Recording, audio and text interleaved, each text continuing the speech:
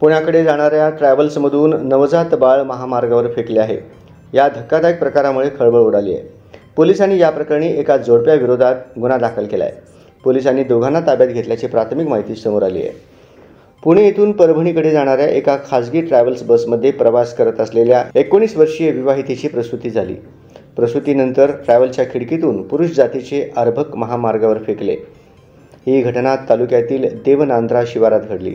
पोलिसांनी तत्परतेने कारवाई करीत दोघांना ताब्यात घेतले। पाथरी सेलू राष्ट्रीय महामार्ग क्रमांक 548 वर शहरापासून 2 किलोमीटर अंतरावर देवनांद्रा शिवारात हा प्रकार उघडकीस आला। शेतात काम करणाऱ्या एका व्यक्तीने सदर प्रकार पाहिला।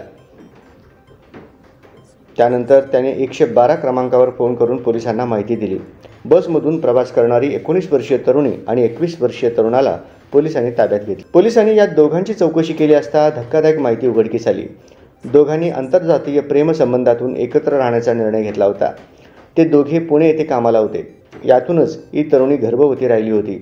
सोमवारी तरुणीच्या पोटात वेदना होत असल्याने पुण्याहून परभणीला खासगी ट्रॅव्हल्सने येत होते। ट्रॅव्हल्समध्ये या तरुणीने बाळाला जन्म दिला। बाळ मृत जन्मले। त्यानंतर हे अर्भक चालत्या गाडीतून महामार्गावर फेकून दिले होते। संबंधित दाम्पत्याविरुद्ध गुन्हा दाखल करण्यात आला आहे। संबंधित दोघांविरुद्ध भारतीय न्याय संहिता 2023 अंतर्गत कलम 94 आणि 3(5) नुसार पाथरी पोलीस ठाण्यात गुन्हा दाखल करण्यात आला आहे।